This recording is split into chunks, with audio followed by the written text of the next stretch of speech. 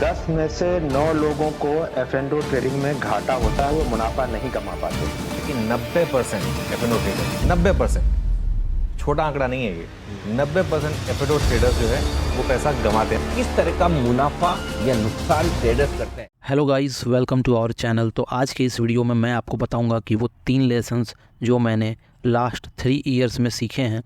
ये वीडियो का पार्ट 1 है, तो इसका पार्ट 2 भी बहुत जल्द आ जाएगा। अगर आप इसमें अच्छे लाइक्स और कमेंट करते हैं, अगर इस वीडियो को ज़्यादा प्यार देते हैं, तो इसका पार्ट 2 भी मैं बनाऊंगा। तो आइए जानते हैं कि वो 3 लेसन्स कौन कौन से हैं जो मैंने सीखे हैं अपने ट्रेडिंग जर्नी में। तो आइए इस वीडियो को शुरू करते हैं।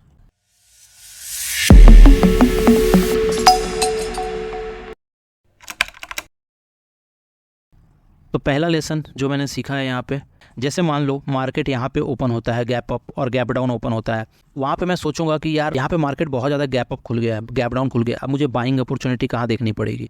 तो मैं वेट नहीं करता था प्राइस को सपोर्ट लेवल पे आने का, रेजिस्टेंस लेवल पे जाने का। मुझे लगता था कि यार प्राइस चल रही है यहीं पे, यहाँ पे बाई कर लेता हूँ। जैसे यहाँ प्राइस ऐसे ओपन हुई, मैं क्या करता था, इतना बड़ा मूव दे दिया तो मैं क्या करता था, मैं यहाँ पे बाई कर लेता था, ऊपर में ऑन द टॉप बाई करता था मैं। उसके बाद मेरा स्टॉप लॉस हिट हो जाता था।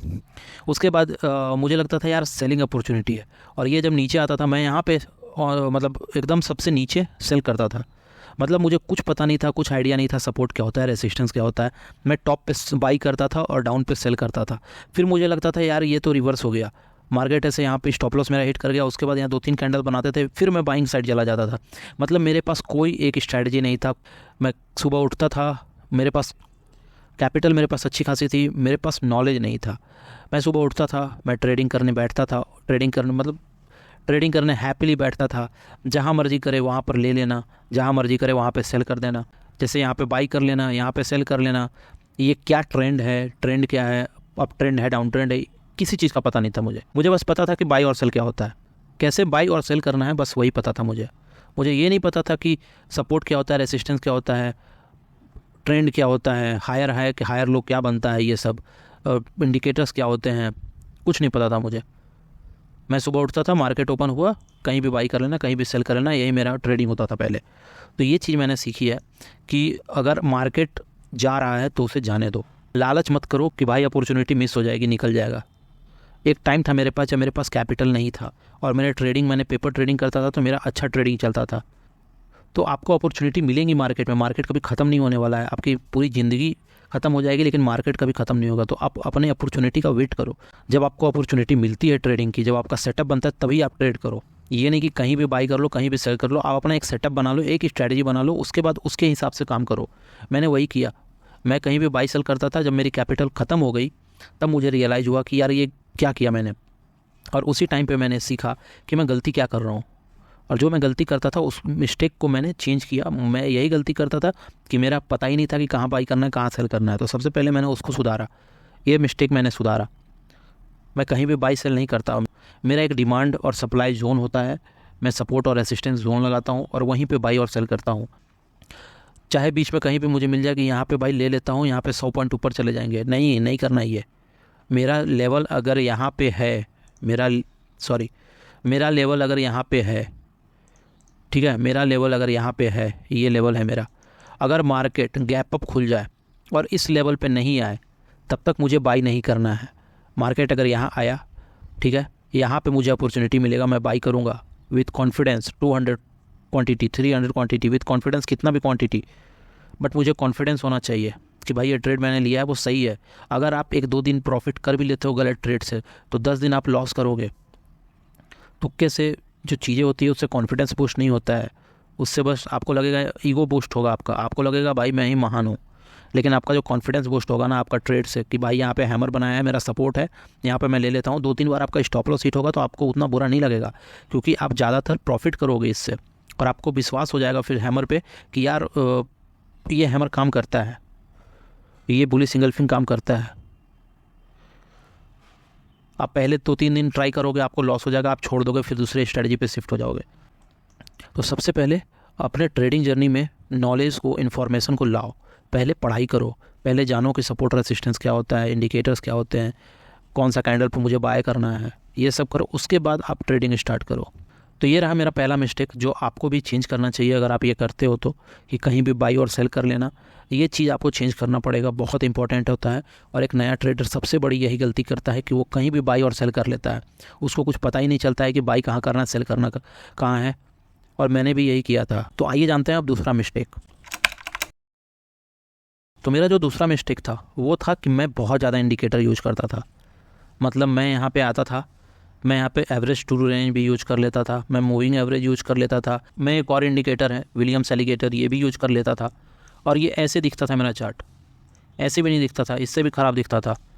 इसका मैंने प्रीमियम भी ले रखा था, सुपर ट्रेंड यूज करता था, इतने सारे इंडिकेटर यूज करता था। अब आप बताओ यहाँ पे कि आप कहाँ बाई करोगे, कहाँ सेल करोगे? कुछ पता है आपको? कुछ पता है आपको? नहीं पता है, क्योंकि मैंने बहुत सारे इंडिकेटर यूज किए हैं एक साथ। क्योंकि मैं एक ही चार्ट पे बहुत सारे इंडिकेटर यूज करता हूँ। ऐसा मैं नहीं कह रहा हूँ कि इंडिकेटर काम नहीं करते हैं, इंडिकेटर्स काम करते हैं, बट उनका एक पेयर्स होता है। हर इंडिकेटर का एक पेयर होता है। अब जैसे मैं EMA यूज कर रहा हूँ तो EMA के साथ मैं 2 EMA यूज करता हूँ, 2 EMAs, 10 EMA, 20 EMA। मुझे पता है कि 10 EMA कहाँ यूज करना है, मुझे 20 EMA कहाँ यूज करना है। प्राइस अगर 10 EMA और 20 EMA के बीच में फ्लक्चुएट कर रहा है, मतलब वो साइडवेज मार्केट होने का चांस है। जब 10 EMA के पास आएगा तो मैं सेल करूँगा, 20 EMA के पास आएगा तो मैं बाई करूँगा। ये मुझे EMA के बारे में पता चला।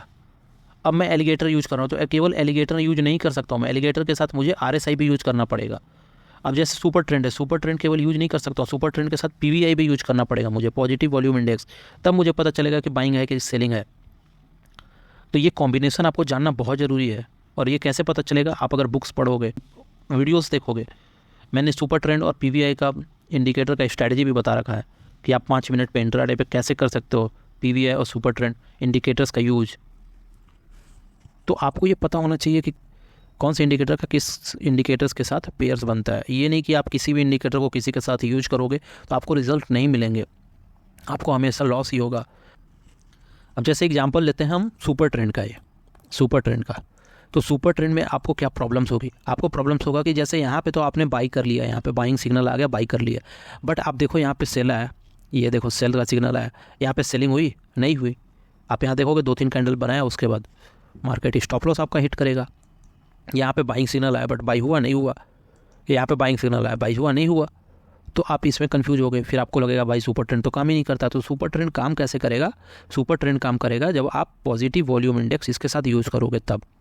ऐसा नहीं है ये फेल नहीं होगा, फेल होगा, बट पॉजिटिव वॉल्यूम इंडेक्स आपको यूज करना पड़ेगा। आप अगर इस स्ट्रैटेजी के बारे में नहीं जानते हो तो आप, एक मेरा वीडियो है super trend plus PVI strategy, वो आप जा करके देख सकते हो, तो आपको पता चल जाएगा कि सुपर ट्रेंड का यूज कब करना है मुझे। तो ये देखो, ये चीज़ें होती हैं जो आपको सीखनी होती है आपके ट्रेडिंग जर्नी में, कि आपको बहुत सारा इंडिकेटर यूज नहीं करना है एक साथ। आपको कौन सा इंडिकेटर के साथ कौन सा पेयर है वो यूज करना है। और बहुत सारे इंडिकेटर पे डिपेंडेंट मत रहो, ज़्यादातर प्राइस एक्शन पे डिपेंडेंट रहो। मैंने भी बहुत सारे इंडिकेटर यूज किए हैं, बट 2-3 ही इंडिकेटर अच्छे से काम करते हैं, और वो 2-3 इंडिकेटर्स का मैंने वीडियो बना रखा है। बाकी जो इंडिकेटर्स हैं वो इतना अच्छा काम नहीं करते हैं, वो लैगिंग इंडिकेटर्स होते हैं, वो उतना बेटर नहीं लगता मुझे। मैं प्राइस एक्शन पे ही डिपेंडेंट हूँ ज़्यादातर। मैं इंडिकेटर्स यूज करता हूँ 2-3, लेकिन मैं ज़्यादातर प्राइस एक्शन पे काम करता हूँ। तो सबसे पहले आप अपने नॉलेज को बूस्ट करो। आप अपना प्राइस एक्शन, जो चीज़ें होती है, सपोर्ट रेसिस्टेंस क्या होता है, इंडिकेटर्स के साथ ये भी यूज करो, प्राइस एक्शन भी यूज करो, तब आप ठीक रहोगे। लेकिन आप ज़्यादा से ज़्यादा इंडिकेटर 2 यूज़ करो, 2 से ज़्यादा इंडिकेटर मत यूज़ करो। इन पेयर्स, आपको पेयर्स में यूज़ करना होगा 2 इंडिकेटर्स। तो ये सेकंड ट्रेडिंग लेसन्स जो मैंने सीखे हैं अपने 3 साल के एक्सपीरियंस में। जो तीसरा ट्रेडिंग लेसन है वो है कि मैं बहुत ज़्यादा ओवर थिंकिंग करता था ट्रेड लेने के पहले। जैसे मैंने बताया कि मैं सपोर्ट रेसिस्टेंस ये सब कुछ नहीं जानता था, तो मैं क्या करता था, मैं कहीं भी बाय सेल करता था तो मुझे कन्फ्यूजन होता था कि भाई बाय कहाँ करना है, सेल कहाँ करना है, और बहुत ज़्यादा मैं ओवर थिंक करने लगता। भाई ये मार्केट यहाँ से यहाँ तक गया क्यों? मुझे डेट, मैं ऑप्शन चेन भी देखता था, मैं इंडिकेटर्स भी यूज करता था, मैं प्राइस एक्शन भी यूज करता था, और मुझे पता भी नहीं था कि ये सब चीज़ें होती कैसे हैं। तो मैं बहुत ज़्यादा ओवर थिंक करने लगता था।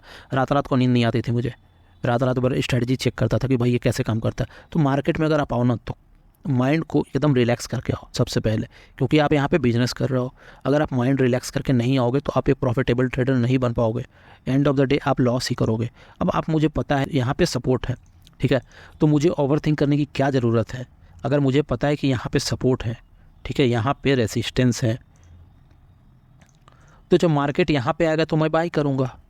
तब तक मैं गाने सुनूंगा, तब तक मैं मूवीज़ देखूँगा, मैं वेट करूँगा यहाँ पे कि यहाँ पे सपोर्ट पे आए, या मैं वेट करूँगा कि रेसिस्टेंस पे आए तब मैं सेल करूँगा, या रेसिस्टेंस को टूटने दो तब मैं बाई करूँगा। तो मैं पहले क्या करता था, पहले ओवर थिंक करता था, पहले दिन भर मार्केट में बैठा रहता था और पूरा स्क्रीन देखते रहता था और हर मिनट पे ट्रेड लेता था। जैसे यहाँ पे सेलिंग आया, 2-3 कैंडल बना दिए, यहाँ पे बाई कर लेता था। मार्केट ऊपर चला जाता था, स्टॉप लॉस सेट कर जाता था, 10 में से 2 ट्रेड चल जाते थे तो मुझे लगता था यार बढ़िया काम कर रहा है ये। तो ओवर थिंकिंग आपको नहीं करनी है, आपको एकदम रिलैक्स माइंडसेट से आना है, एकदम मतलब ब्लैंक आओ। आपको केवल सपोर्ट रेसिस्टेंस ये सब पता रहना चाहिए, आपको बस प्राइस एक्शन पता रहना चाहिए, आपको बस ट्रेडिंग का नॉलेज होना चाहिए। आउटर जो नॉलेज है वो सब डिलीट करके आओ, जो लाइफ में जो प्रॉब्लम्स चल रहे हैं उसको हटा करके आओ, तभी आप एक प्रॉफिटेबल ट्रेडर बन पाओगे। अगर कोई प्रॉब्लम्स चल रही हैं घर में या फिर कुछ और भी प्रॉब्लम्स चल रही हैं तो आप उस दिन ट्रेडिंग मत करो। आप उस दिन ट्रेडिंग करोगे तो ओवर थिंकिंग की वजह से आप लॉस करोगे, ओवर थिंकिंग की वजह से आप ओवर ट्रेडिंग करोगे। मैं एक दिन में 100 ट्रेड लेता था, 150 ट्रेड लेता था, और मेरा जो ब्रोकरेज है वो आपका पर डे का 5,000-4,000 रुपये हो जाते थे। तो आप समझ सकते हो कि मैं कितना ज़्यादा ओवर ट्रेडिंग करता था। ओवर ट्रेडिंग क्यों करता था? क्योंकि मेरा जो माइंड है वो रिलैक्स नहीं होता था। मैं बहुत ज़्यादा ओवर थिंक करता था कि भाई मार्केट इतना ज़्यादा नीचे चला गया, अब मैं यहाँ पे बाई कर लेता हूँ, अब नहीं जाएगा नीचे, और वो और नीचे जाते रहता था और मैं वहाँ पे बाइंग करता था। जैसे मार्केट नीचे जा रहा है, मैं यहाँ पे और ऐड कर लिया क्वांटिटी कि भाई और ऐड कर लेता हूँ, 90 रुपये का कॉल है, वो 60 रुपये आ चुका है, तो ये मुझे सस्ते में मिल रहा है, तो मुझे यहाँ पे बाई कर लेना चाहिए। और बाई करता था, मार्केट और नीचे जाता था, फिर और बाई करता था और मार्केट नीचे जाता था, और मेरा स्टॉप लॉस तो रहता ही नहीं था। पहले मैं स्टॉप लॉस लगाता ही नहीं था, मुझे लगता था भाई बहुत बढ़िया चलेगा मार्केट, आज 300 पॉइंट गिरा है तो कल 400 पॉइंट ऊपर जाएगा मार्केट। ऐसे नहीं होता है। मार्केट अगर डाउन ट्रेंड में है तो वो डाउन ट्रेंड में ही जाएगा, मार्केट अगर अप ट्रेंड में है तो अप ट्रेंड में ही जाएगा, वो चाहे कितना भी ऊपर हो मार्केट। तो ये सब चीज़ें जो मैंने सीखी हैं अपने ट्रेडिंग जर्नी में, आई होप आपको ये वीडियो अच्छा लगा होगा। अगर अच्छा लगा हो तो लाइक करो, शेयर करो, सब्सक्राइब करो। Thank you so much guys.